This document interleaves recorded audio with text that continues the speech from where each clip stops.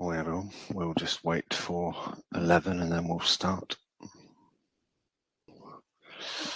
Right, let's crack on then. So, morning everyone, thank you for joining us on this webinar, hopefully the first of many if this goes well. Our aim for today is to discuss the budget last week and to see if there's any opportunities there from a planning perspective, some of the items that came out of the budget, unfortunately, we just have to take on the chin.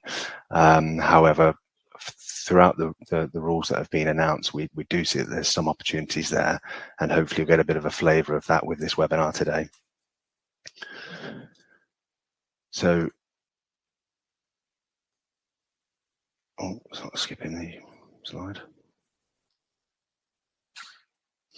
A bit about us. We're based in Stony Stratford. We're a growing firm of accountants, business advisors and tax advisors.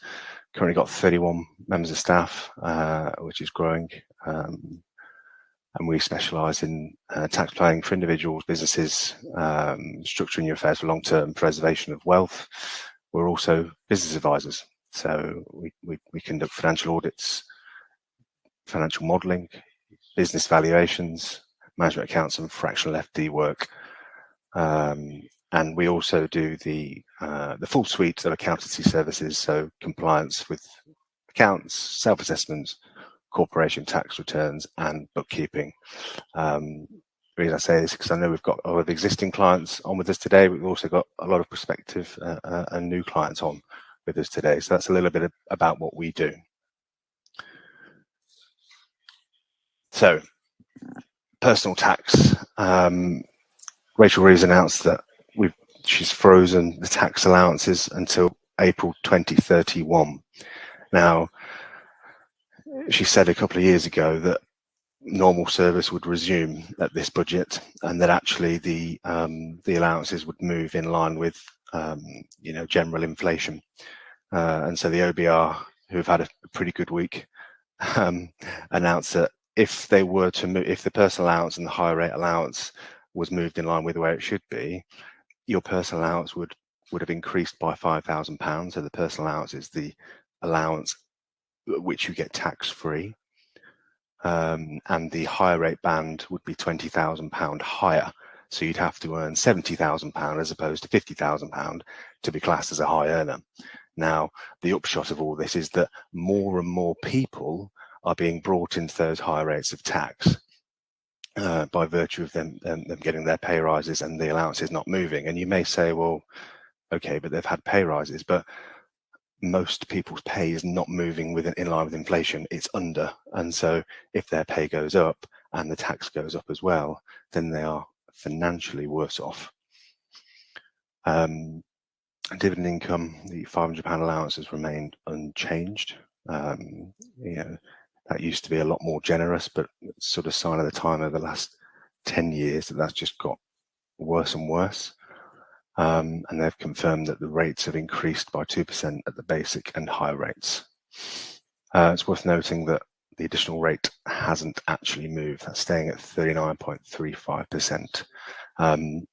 A lot of people, or a lot of our clients certainly, we never advise to go over the 100k anyway, or the 125k rather, because you're then creeping into super tax rates of 55-60%. So if we can avoid it, we never try and go over that threshold anyway, but it's worth noting. So a little calculation from our side, just on the tax on 100k dividend and salary split, so 12,570 salary and the rest made up of dividends, you'll see an increase of £1,738.61 in your income tax bill. The higher rate, so the 33.75% going up to 35.75%, is relevant for limited company owners. Now, if you've got a limited company and you owe that limited company money at the year end because you've taken too much, then you have to repay it within 9 months, or they charge a notional tax. So I say notional because you can get it back once it's been repaid. However, it can take sort of 18 months to 2 years to get that back. So most of the time we try and clear it. That rate of tax that the company pays, the notional rate of tax, follows the higher rate. So in those instances, you'd be paying it at 35.75% now instead of 33.75.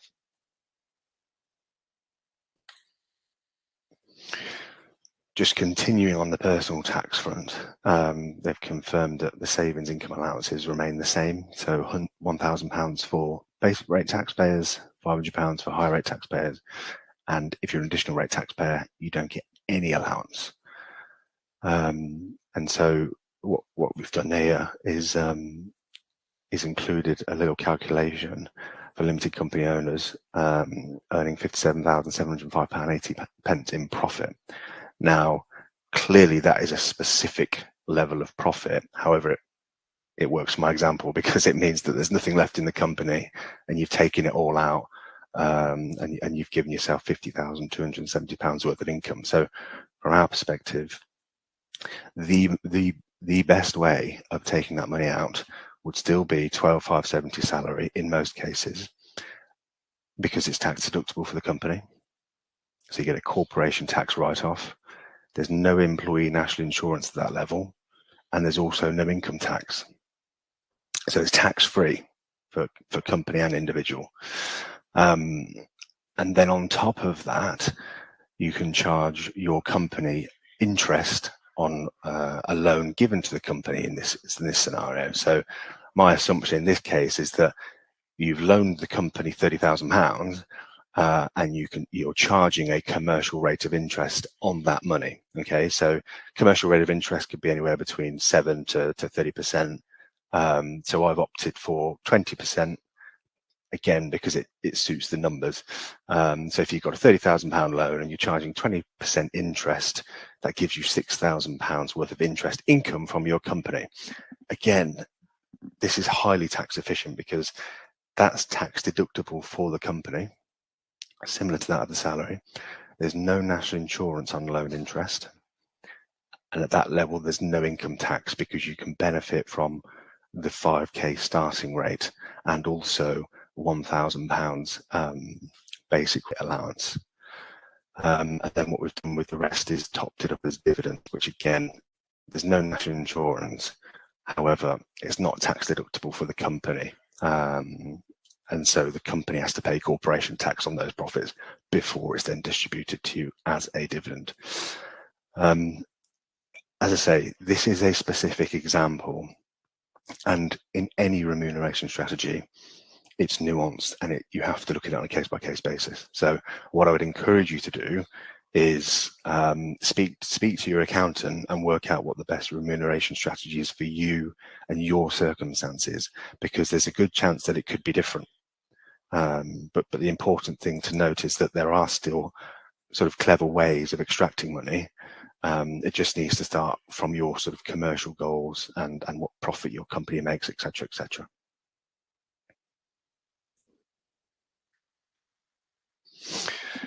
More on the personal tax side of things then. So as of April the 6th, 2026, property tax rates for basic, higher and additional rate taxpayers are going up by 2%. Now, again, punishing private landlords. If sort of 7, 8, 9 years ago, they introduced the Section 24 interest restriction, which is now fully in place. So you've not only got the increase to the property tax rate, you've also got the added cost of the Section 24 interest restriction. Now, it still surprises me just how many people don't understand this restriction. So I've given a really simple example. Again, it's just a simple example. This probably wouldn't happen in reality, but it helps prove the numbers. So if you have a rental income of £10,000 and you've got a mortgage interest cost of £10,000, there's no cash profit there. However, the £10,000 rental income is taxed at 42%, and you can only get a tax reducer on the mortgage interest tax relief at 22%. So what that means is, even though you've made no profit, you've got a £2,000 tax bill. And so it's clear evidence that having property in your personal name as a higher or additional rate taxpayer can be very punitive. For completeness, it must be noted that if you're a basic rate taxpayer, you're probably in the best position having the property owned personally, because you won't suffer from the Section 24 interest rate restriction, although you have just got a slight increase on your personal tax bill. But if you compare that to the cost of running a limited company, then you may decide that still owning it personally is the best way to go. But again, nuanced and case by case basis. So I'd always encourage you to have a chat to discuss your particular position. They have confirmed that mortgage interest will also follow the additional 2%. So whereas you used to get a 20% tax reducer, you're now getting a 22% tax reducer. So an opportunity could be, if you're in a position where you are suffering the higher rates of income tax on that property income, and you're suffering from Section 24 interest restriction, you may wish to incorporate your property portfolio. Now, what I mean by incorporate your property portfolio is move those assets and that property business into a limited company. Okay, because a limited company doesn't have Section 24 interest rate restriction, and it's not impacted by these extra income tax rates on personally owned properties. Companies pay corporation tax at 19% up to £50,000 profit. So if you're paying tax at 42%, that's an instant saving by moving it into a limited company. One of the main advantages of moving the properties into a limited company as well is that there's no restriction on the interest income, so it's fully tax deductible. And so you can save monumental amount of tax each year just by having it in a limited company. Now, moving a business into a limited company, which I'll come on to a bit later with incorporation relief, is a taxable transfer because a limited company is a separate legal entity. So in effect, by moving those assets into a limited company, you've got a market value disposal, which could be subject to capital gains tax and stamp duty. There are ways of mitigating the impact of this. And if the business qualifies for incorporation relief, you could move that into the limited company and defer any capital gains that arise from that transfer. If you're in a registered bona fide partnership, you can also get an exemption from the stamp duty too. So there are instances where you can move the entire portfolio into a limited company tax-free, and then you can start to benefit from all of those points I previously alluded to, along with some other longer term plans that you could also do. HMRC are looking at these types of situations very closely at the minute, so it's really important that if you are deciding to do that, you get the proper advice, you get proper written advice to help guide you through the process, and also to enable you to make an informed decision.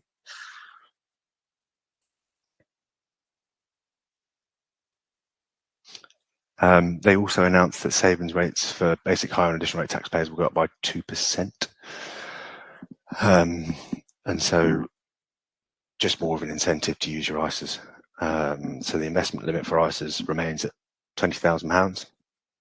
And that's with a combination of £12,000 cash, was moving to a combination of £12,000 cash, and then £8,000 will be investable into stocks and shares, unless you're over the age of 65. So you can still contribute the £20,000.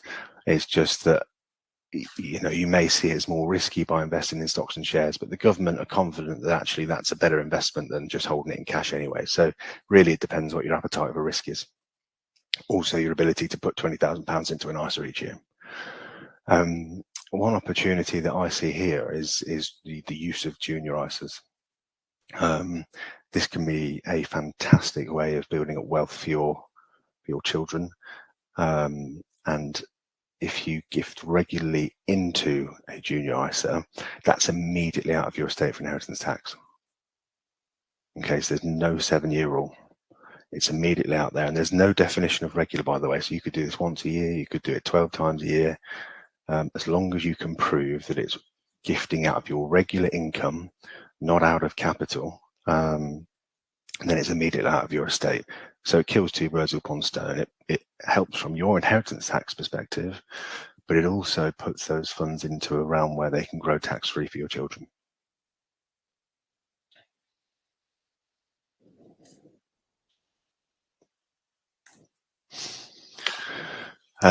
Just a small point. We are going to do a bit of a Q&A at the end. I can't actually see the questions coming in, but I do want to encourage people to use the chat box, because at the end, what I'll do is I'll stop sharing my screen and we can have a sort of 10 or 15 minutes Q&A.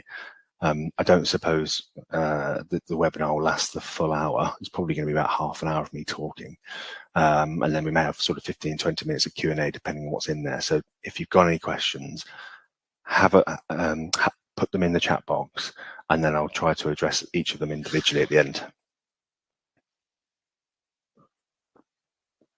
So pensions now then.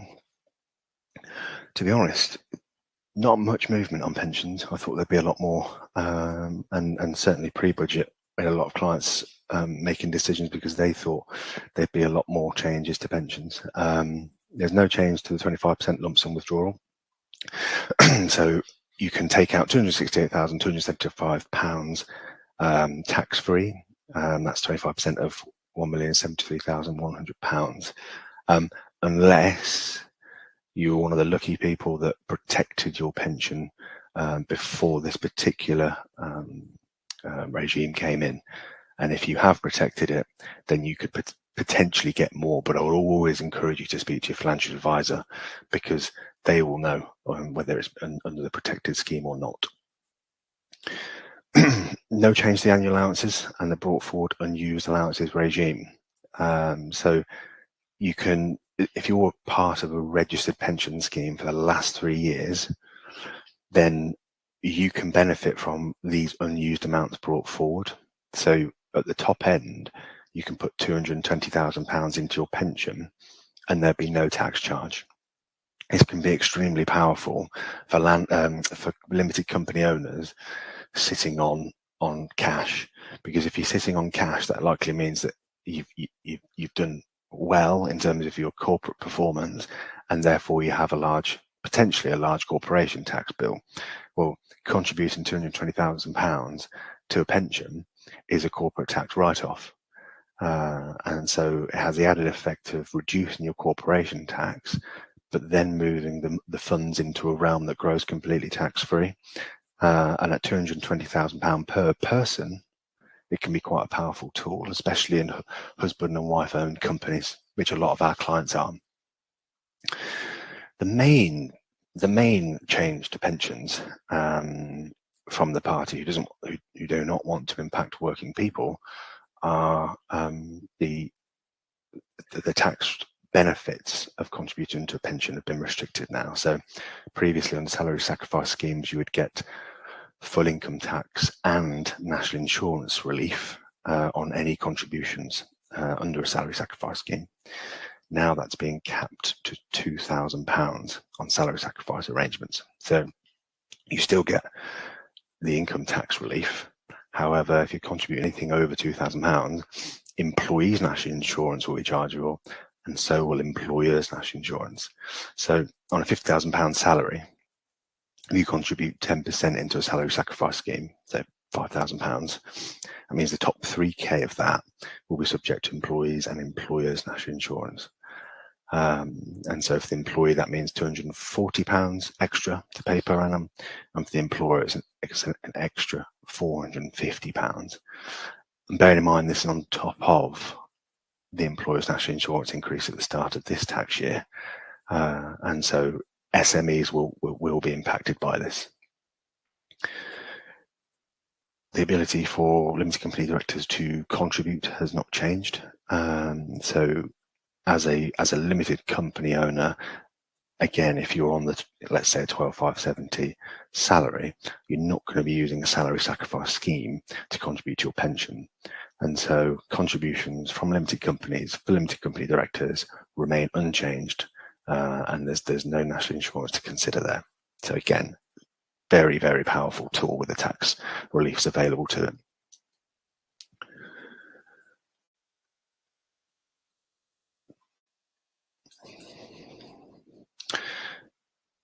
Moving on to employee ownership trust now. This is probably one of the most significant parts of the budget, if not the most significant parts of the budget. For clarity, an employee ownership trust is an exit strategy for business owners. Maybe they're looking to retire, or maybe they're just looking to sell up. Essentially, it means that the owners sell their business to the employees of the company. Okay, and historically, that's been completely free of capital gains tax. So a huge incentive for limited company owners to go down this route. They've now changed that. So effective immediately, you only get a 50% relief now as opposed to 100%. And the remaining 50% is not eligible for business asset disposal relief, or formerly known as entrepreneurs relief. And that means the rest of the gain is taxed at 24%. So as an example, a £1 million sale to an EOT will now cost you £119,000 in capital gains tax. And the key difference here is all employees must benefit from the trust. So you can't pick and choose. You know, if you've got an amazing management team, or if you've got an amazing couple of people who you really want to reward by giving them the opportunity to take over the business, you can't do that under an EOT structure. And so you may consider that a management buyout is the best way, because for the remainder of 25-26, if the company qualifies for business asset disposal relief, you can actually pay tax at 14%. It's 14% on the whole million. Okay, so after the deduction of the annual allowance, you're paying £139,000, which isn't too dissimilar. I mean, it's £20,000 different. And the key difference here is you can pick who takes part in that transaction, which you may not feel confident in the business's success by including all employees in that, and you may decide that actually I want to pick 2 standout or 3 standout employees, and this gives you the option to do that, and dare I say may increases the likelihood of success of the business. You know, within EOT, it has to stay afloat for 4 years after. There's none of that with a management buyout. You would like it to happen, but there's no stipulation that it has to happen. And so, you know, in the employee ownership trust example, if that doesn't happen, and the business fails, they can come back for the rest of the tax. So, and they're a lot more expensive to set up. So I think you can see where I'm going with this. You may want to consider a separate exit strategy for the rest of this year, certainly, which I have to say I am quite surprised with this, because, you know, 6 to 12 months ago, I was speaking to a lot of my clients and saying, well, you know, after April 2026, when the business asset disposal relief rate increases, I think you could see a lot more people going to EOTs, which I think the playing field has been leveled significantly with the announcement of this, and I just do not see many of these happening anymore.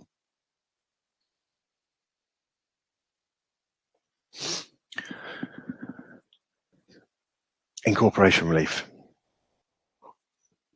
So incorporation relief is a bit like I was saying earlier with the properties side. If you've got a sole trader partnership or even property business that takes place, that's taking place outside of a limited company setting. And so historically, when people have looked to incorporate, that could be for a commercial reason. They want the added protection of a limited company, or they want to grow. Then by moving that business into a limited company, that is an effective market value disposal, despite the fact that you're the resulting owner of the limited company. So there was a special relief called incorporation relief, which effectively just deferred that capital gains tax charge, and meant that you didn't have to pay it until such times as you sold or liquidated the resulting limited company business. Historically, this has been an automatic claim.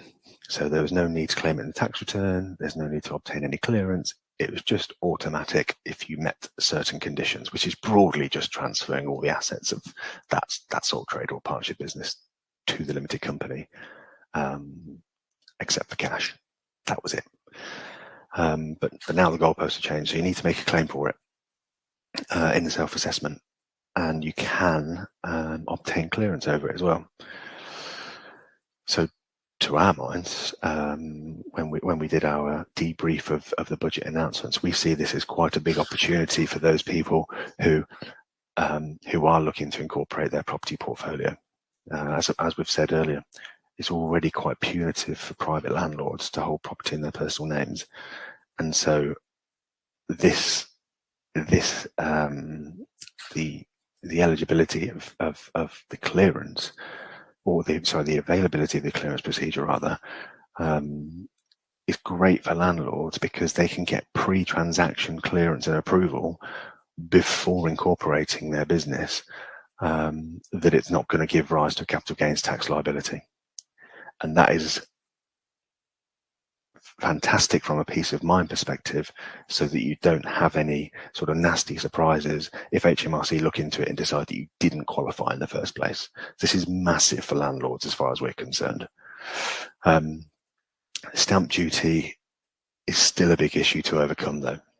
As I say, if the limited company is acquiring your property portfolio, they are making a market value acquisition, and the limited company pays stamp duty premium. So on acquisition of your property portfolio, unless you meet a certain relief and exemption, you will have stamp duty to pay. And on the basis you're talking about 5+ properties, on most occasions, that can be quite punitive from a stamp duty perspective. But you can manage that and you can mitigate it. If you're a registered partnership and you've been a partnership for a sufficient amount of time, and it's a genuine commercial partnership with a partnership agreement, and the properties are owned by the partnership, there's potential for you to qualify for a specific relief in the Partnership Act, which essentially exempts the transaction from stamp duty. So again, that is highly nuanced, and you do need to make sure that if you are interested in this type of planning, that you consult with your accountant before, because the capital gains tax and stamp duty stakes are quite high here, and you need to make sure you're fully informed before you go ahead and incorporate your property business.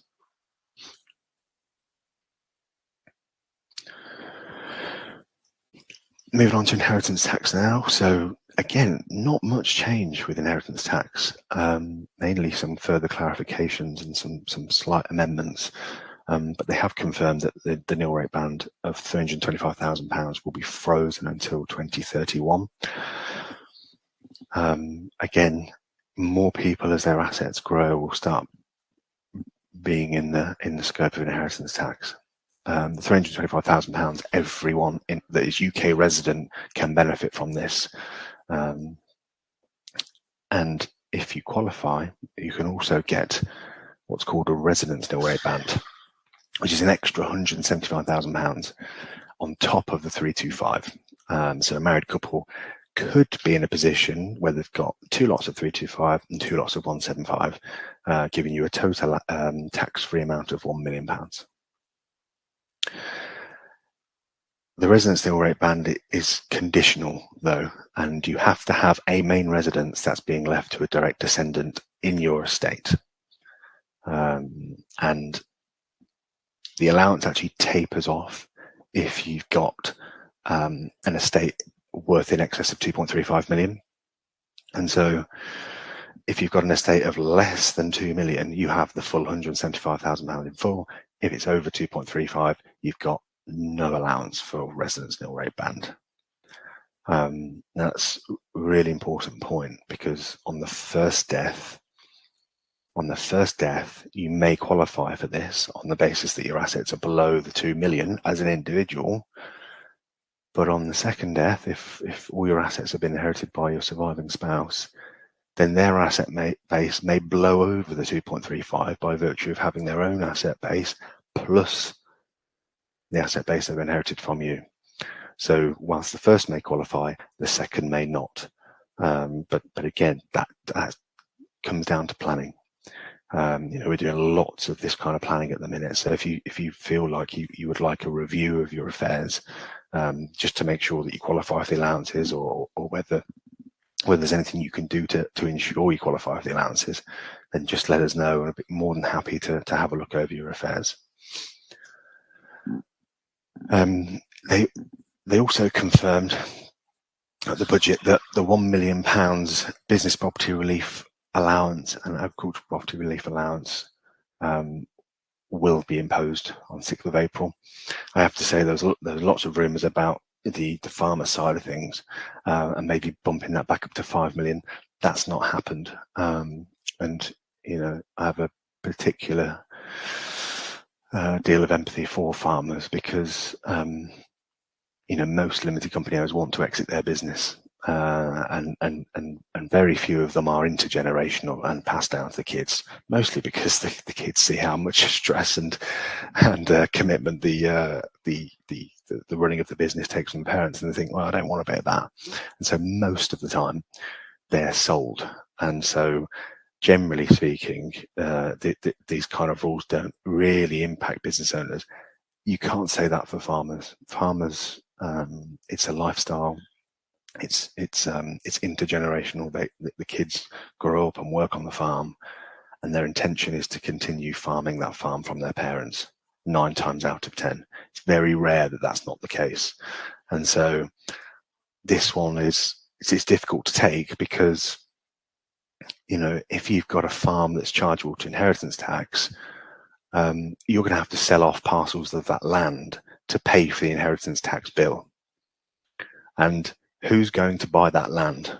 Because it's not going to be British farmers because of these rules.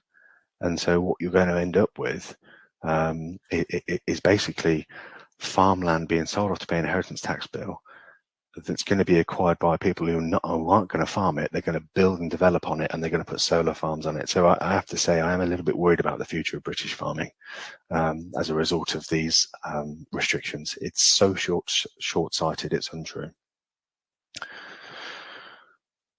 They have confirmed, and this follows the rules in place for the other nil rate bands, that the allowance for BPR and APRs is actually now transferable. So from our perspective, it's a little frustrating in a way, because for the last 6 months we've been advising people to change their wills to make sure that £1 million is utilised on the first death, because it's not transferable. I do have to say it's a lot easier now that it is transferable. It just means all of our advice for the last 6 months is redundant in that respect, because people have to change their wills again. But confirmation there that if on the first death you've not utilised the full 1 million, that will move to the surviving spouse. It's interesting. We're having a lot of these conversations with farmers at the minute, and over the last few months we've been able to save one of our clients £1 million in inheritance tax in light of these new rules.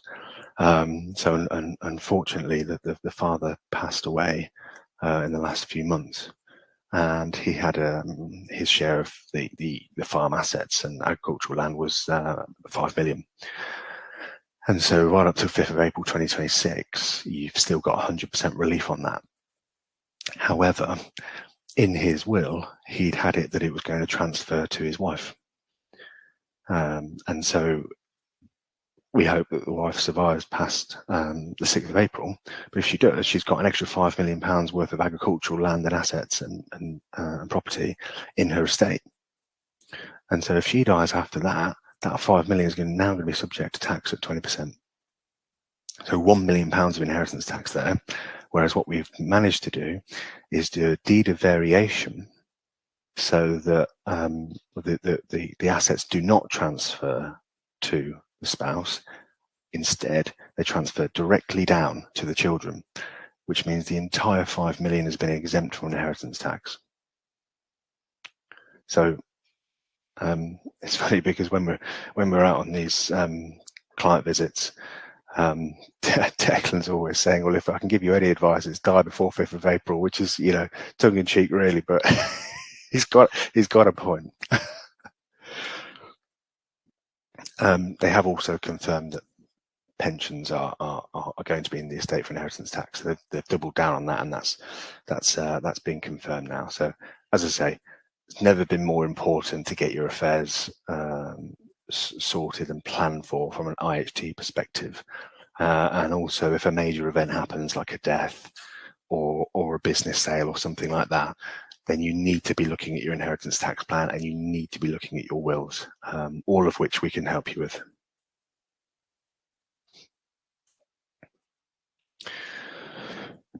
Not much on the corporation tax side of things.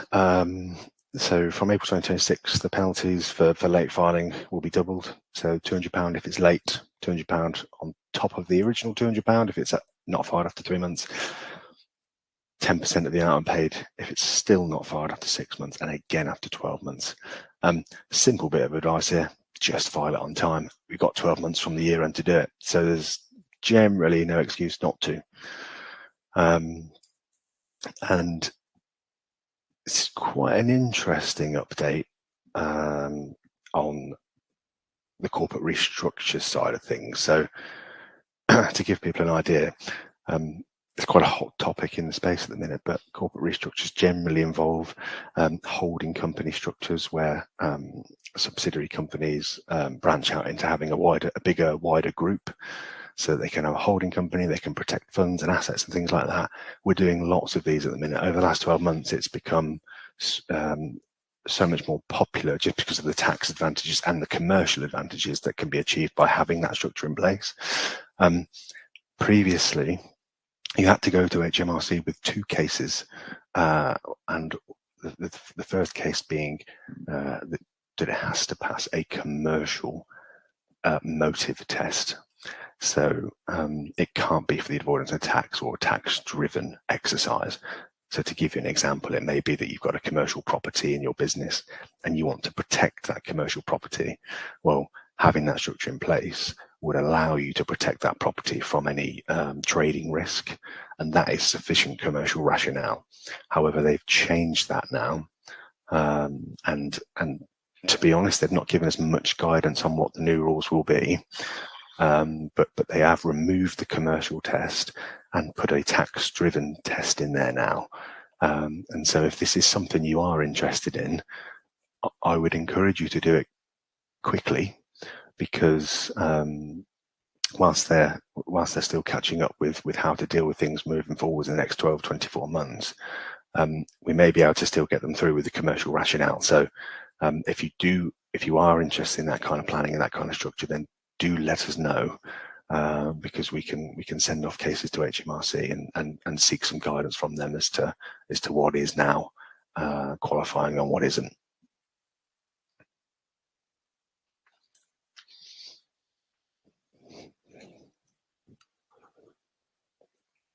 Electric vehicles. So they've confirmed that there's still a 100% first year allowance for no emission cars and charge points, extended until March 2027. So full first year tax write-off if you purchase if you're deemed to have purchased an electric vehicle. I say deemed to have purchased because an HP, so a hire purchase agreement, 9 times out of 10 it would deem you to have purchased the car. Whereas a PCP, 9 times out of 10, would not, and that would be classed as a lease instead. So a clear sort of distinction there as to the treatment of purchasing a car or leasing a car. So you get a full tax write-off if you're deemed to have purchased the car on the full market value, whereas a lease, you only get the yearly cost as a full tax write-off in your P&L. Our preference usually is to lease the car because it's fully tax deductible, as I say, and you can recover 50% of the VAT. 9 times out of 10, you can't recover the VAT on the acquisition of an electric car because it's deemed to have some level of personal use, or at least be available for personal use. That doesn't come into it with leasing. You can just recover 50% of the VAT. So that's usually what we recommend. The main rate of writing down allowances is reducing from 18% to 14%. It's not going to impact many of our clients because you've got to spend a fair whack on assets to be impacted by this particular change. You still get £1 million annual investment allowance, and then you've also got full expensing, which is another allowance for brand new assets. And so it's very unlikely that this new piece of legislation will impact any of our clients. Electric cars can still be a great way of incentivizing, key members of staff, because it's still, you can still obtain the huge tax benefits from the salary sacrifice scheme. So if you've got members of staff paying 40%, 50%, 60% tax, you can implement an electric car scheme for those employees, and you're actually saving them a shed load of income tax and national insurance. So it's still a fantastic benefit to offer to your members of staff, and reasonably cheap and sometimes free for the company to administer. So still worth looking at if you're looking to incentivize your employees. The main announcement from the budget is the addition of the electric vehicle excise duty, which is from 2028, which is basically just a pay per mile tax. Not sure if anyone kept up with the news, but it was a bit of a, if you pardon the pun, a car crash interview with Rachel Reeves on BBC, because she was being questioned about how they're going to monitor and track this, especially for those brand new cars that don't have an MOT required for the first 3 years. And she sort of said, well, we've got 3 years until it comes into place. And the interviewer quite rightly pointed out, well, yeah, but there will still be new cars in those first 3 years. So unfortunately, there's not a clear answer on this, but just running some numbers. If you're doing 10,000 miles a year, then you're looking at an extra £300 in tax on top of the tax that was introduced at the start of this year. So you're now paying £180 to have an EV as standard, and then you've got this on top. So you're looking at almost £500 per annum to tax that vehicle on 10,000 miles.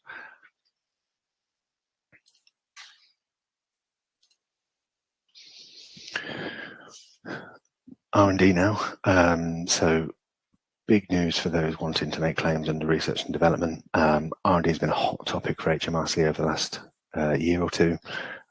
They've been investigating no end of claims, and in a lot of instances overturning claims. It used to be quite a lax system, let's call it, and a lot of spurious claims were going through, and a lot of spurious claims were being given the green light, and a lot of people got major tax refunds as a result of these.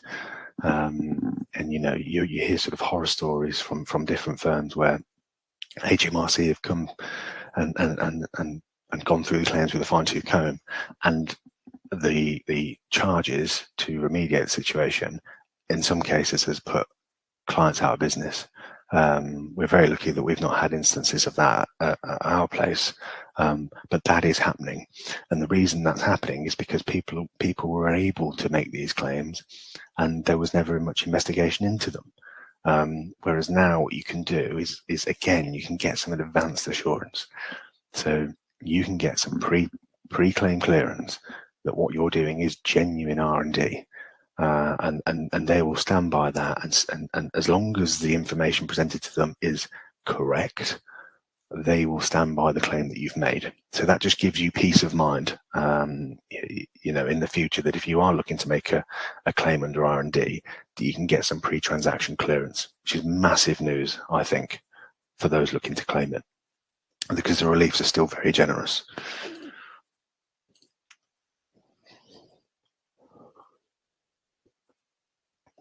Not much change on VAT. So registration threshold remains at £90,000. There was talk of it reducing to 30, but again, I think that was just hearsay before the budget. The main one, which follows a consistent trend here, e-invoicing from April 2029. So you will be required to issue all invoices, all VAT invoices, in a specified electronic format. We know why that is. They're trying to clamp down on all this stuff. and they're trying to make everything go digital and basically remove the existence of cash. This is just another way of doing that. It's not coming in for a few years, and a lot of people already do this, but it's just worth noting.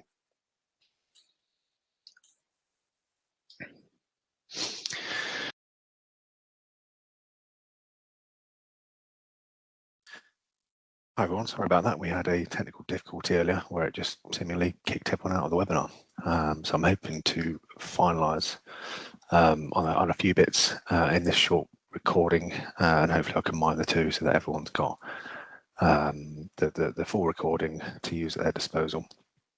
So it appears where I cut off was property tax. Now this is an interesting one because it was announced in the budget that there would be an extra mansion tax chargeable on properties in excess of 2 million.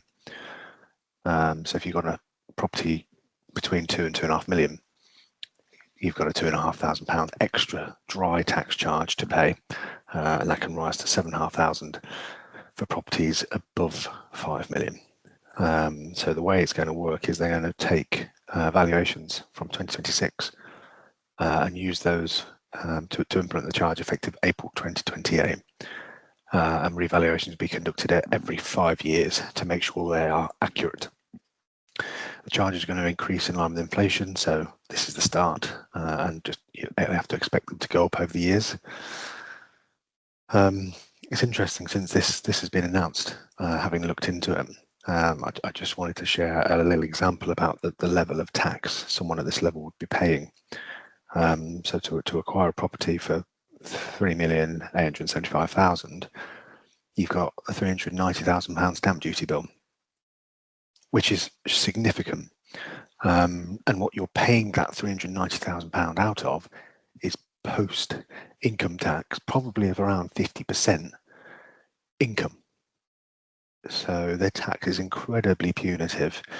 And on top of that, you've got council tax, probably in the highest bands, and now this mansion tax. And then if you die, you've got another £1.4 million worth inheritance tax to pay on it. So at that level, you are being taxed to the hilt. And yes, these are the people that can afford it, but even so, these are significant sums of money. And as we've experienced in the rest of the budget, everyone is being drawn into this now, and everyone's being asked to contribute more. And so I just thought I'd share that example because that shows the level of taxation even on those highest earners, and it's still incredibly punitive. Making tax digital. So this is confirmed, this is coming in for April 2026. And those that are initially impacted are sole traders or individuals with property income over £50,000. From 2027, that goes down to 30k, and thereafter it's £20,000. So gradually people are getting more and more pulled into the net of making tax digital. You've probably had some communications from us that we're rolling out a pilot scheme. So we're offering a free pilot scheme to ensure that clients are ready for the proposed changes, because I know most aren't. You're going from 1 submission a year to 5. The key thing with it is, whilst you have to report it quarterly, you don't have to pay the tax quarterly. And in the transitional year, there are no sort of penalties for not doing so, but we really need to make sure we're on top of this, because the impact of making tax digital cannot be overstated.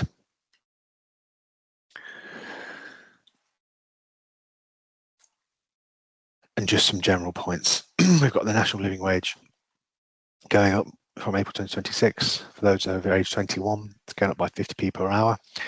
Every time this sort of thing happens, I can't help but think of the hospitality industry, who are already, let's face it, on their knees with national insurance hikes, national living wage hikes. This is going to be more of the same. And it's a pretty bleak outlook for those smaller businesses, those smaller hospitality businesses, who are just yet again going to have to soak this up. And if they don't soak it up, it then gets passed on to the end user, which is every one of us who want to go out for a nice meal. 2-child benefit cap has been removed from existence, so that now you can get child benefit for an unlimited amount of children. And this is sort of this couples with the change that recently happened with child benefit, where if people remember the old rules, if you earned over 60k, you'd have to repay the whole lot, whereas they've changed that now as it's tapered from 60 to 80. So if you earn £80,000, all of that child benefit is clawed back. However, that calculation is based on your net effective income.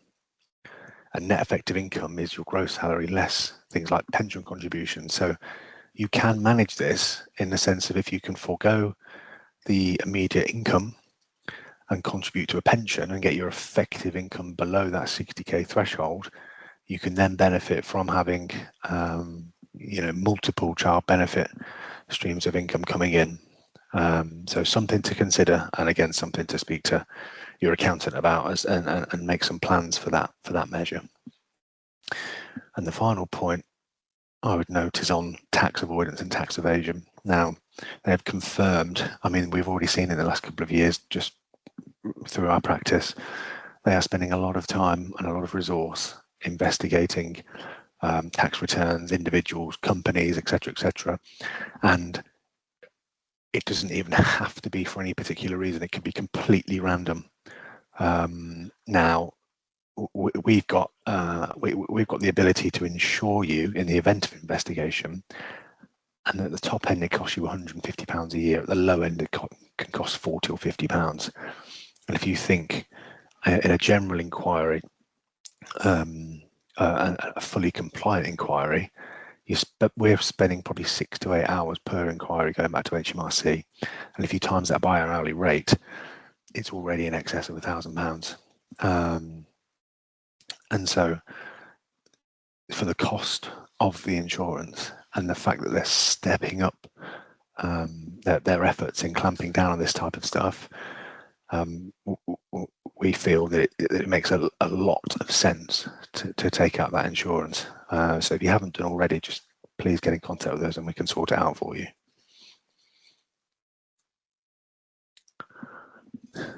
That's all for the webinar. What we wanted to do was do a live Q&A at the end, but what we intend on doing now is I've left the email and I've left the telephone number.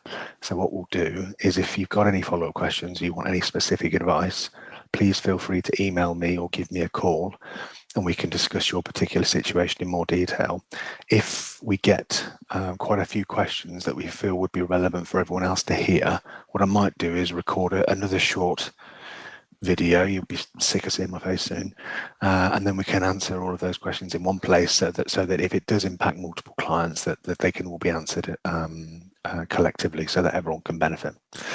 Thank you for listening. Apologies again for the slight IT issue, and I look forward to seeing you in the next one.